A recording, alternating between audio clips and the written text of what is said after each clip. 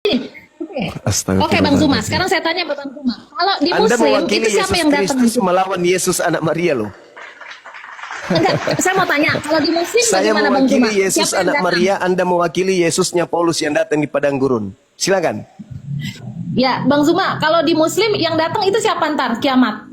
Nabi Isa alaihi salam yang datang kemudian meluruskan atas dakwaannya kepada para terdakwa. Wa innahu la ilmul lisa'a fala tamtarunna biha wattabi'un hadza siratum mustaqim. Beliau turun ke atas muka bumi ini untuk meluruskan ajarannya yang dibengkokkan oleh para penyesat.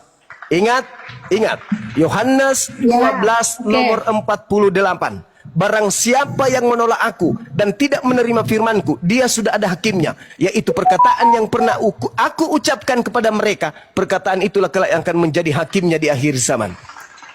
Oke, baik, noted. Yang saya tanya, kalau di Muslim siapa yang balas perbuatan jahat, perbuatan baik itu siapa? Allah Subhanahu wa Ta'ala. Nah, kalau di kami yang balas perbuatan itu jahat ataupun baik itu Yesus. Makanya tadi kita sama-sama membaca dalil.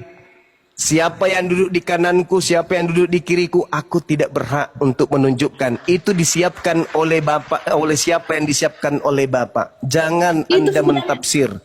Maukah engkau aku tunjukkan, kata Yesus, kepada siapakah engkau harus takut? Takutlah kepada Dia yang sanggup membunuh jasad dan juga melemparkan manusia ke dalam api yang menyala-nyala. Siapa Dia? Bapa. Yesus itu cuman hakim. Dia yang menghakimi. Kamu kenapa menuhankan aku, sedangkan kamu tidak melakukan kehendak Bapakku? Matius 7 nomor 15 sampai nomor 23. Waspadalah kepada nabi-nabi palsu yang datang kepadamu dengan menyamar seperti domba. Dari buahnya engkau akan melihat dia. Bukan setiap orang yang memanggil aku Tuhan akan masuk ke dalam kerajaan langit, melainkan dia yang melakukan kehendak Bapakku. Berarti yang memegang kuasa lebih utama di atas Yesus siapa? Bapakku. Yesus hanya hakim saja. Makanya di dalam Al-Quran ditanya, wa isqala Isa bin Maryam ya bani Israel inni rasulullahi ilaikum. Wa isqala Allahu ya Isa bin Maryam a anta qulta linnas tahizuni. Wahai Isa, aku Tuhan berkata kepadamu, apakah engkau yang mengajarkan mereka menuhankan dirimu? Nabi Isa menjawab, qala subhanaka ma yakunu li an aqula ma laysa li bihaqqa. Maha suci engkau wahai Tuhanku, aku tidak pernah berkata yang bukan hakku untuk aku katakan. Ma qultu lahum illa ma amartani bi ani a'budullah rabbi wa rabbakum. Aku hanya berkata kepada mereka, sembahlah Allah Tuhanku dan Tuhanmu. Kepada siapa Yesus mengajarkan Bani Israel menyembah? Kepada Dia atau kepada Bapa? Hidup kekal itu adalah mereka mengenal engkau satu-satunya Tuhan yang benar dan mengenal Yesus Kristus yang engkau utus. Yesus Kristus wajib hukumnya diimani, dikenal sebagai utusan Tuhan supaya kita memperoleh hidup yang kekal.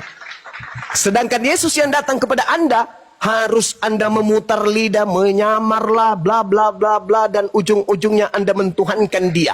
Anda ingin menggeser pencipta langit dan bumi dengan Tuhan Anda yang bernama Yesus Kristus itu. Siapakah Anda ini? Anda adalah perpanjangan tangan daripada setan. Wa ikhwanuhum yamuddunahum fil ghayyi tsumma la yuksirun. Saudara-saudara setan adalah orang-orang kafir yang menjadikan manusia lain itu menyembah kepada wa ikhwanuhum yamuddunahum fil ghayyi tsumma la yuksirun. Siapakah saudara-saudara setan?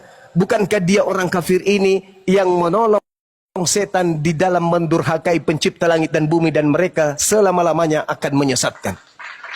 Oke, betul sekali Bang Zuma. Anda sedang menolong setan agar manusia menyembah setan.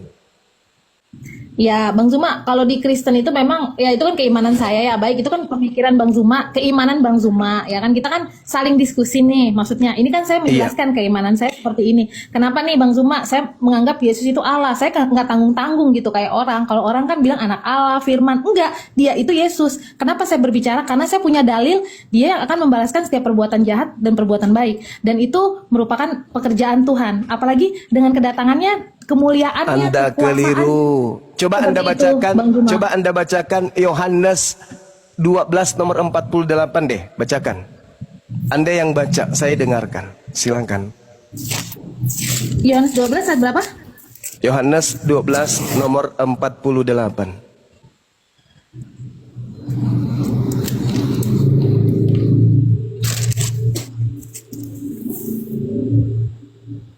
Barang siapa menolak aku, ia tidak menerima perkataanku. Ia sudah ada hakimnya, yaitu firman yang telah kukatakan. Itulah yang akan menjadi hakimnya pada akhir zaman. Siapa yang menjadi hakim? Perkataan Yesus Itu. yang pernah Yesus sampaikan di tengah-tengah Bani Israel kan? Aku tidak Iya. berkata-kata dari diriku sendiri. Apa yang aku katakan adalah apa yang diperintahkan untuk aku katakan dan aku sampaikan. Adakah Betul, Yesus Bang mengajarkan? Suma. Betul. Adakah perkataan Yesus di dalam firman yang disampaikan aku adalah Bapa itu sendiri sembahlah aku? Betul Bang Suma, tapi kan ada juga ayat Matius 20 ayat 40. Nanti dia datang dengan kemuliaannya, dia menggiring orang ke neraka, ke surga. Jadi kita jangan pakai ayat 1-2. Makanya saya nggak pernah Yang menjadi hakimnya itu siapa? Perkataan Yesus kan yang menjadi hakim. Iya, betul. Itu Bukan yang dibilang perkataan firman. Matius kan? Ya, tapi kan ada juga Bang Zuma, Matius 25 ayat 40, itu Yesus datang dalam kemuliaannya, yang berteriak Tuhan, Tuhan itu Yesus tolak. Dia bisa nolak orang, dia bisa taruh ke Kemuliaan neraka, yang surga. diberikan yang diberikan kepadanya. Iya kan? Iya, Nah, itu dia. kemuliaan Allah. Iya, yang diberikan kepada anak manusia Yesus.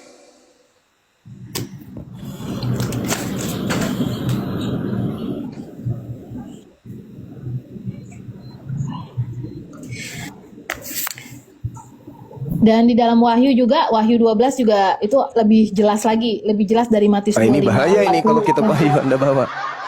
Yesus mengatakan, saudari, Yohanes 17 nomor 8, segala firman yang engkau berikan telah aku sampaikan kepada mereka. Wahyu ditulis tahun 100. Yesus selesaikan tugasnya tahun 33. Segala firman sudah tamat di tahun 33.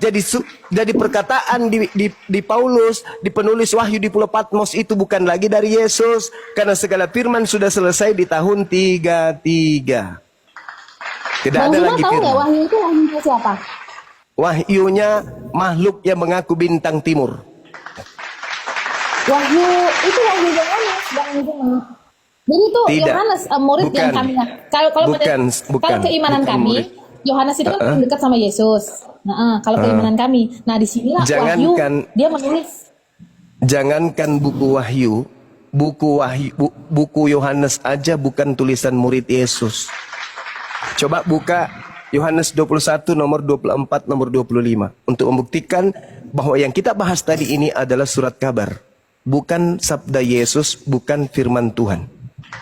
Buka Yohanes 21 nomor 24 nomor 25.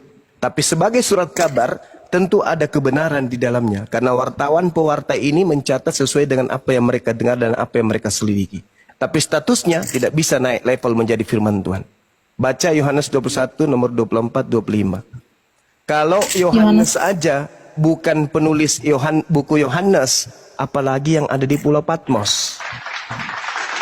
Yohanes 21 berapa Bang Zuma?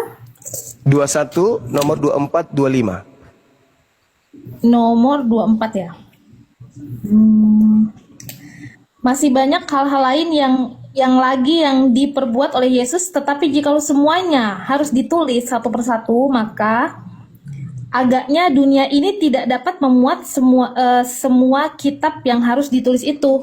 Iya, memang karena cerita kehidupan Yesus itu kan banyak, ajarannya banyak. Jadi ini disimpulkan di dalam Injil, di intinya seperti itu.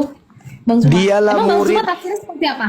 Dialah murid yang memberi kesaksian tentang semua ini dan yang telah menuliskannya, dan kita tahu bahwa kesaksiannya itu benar. Dia itu siapa di situ? Nah, ini Yohanes.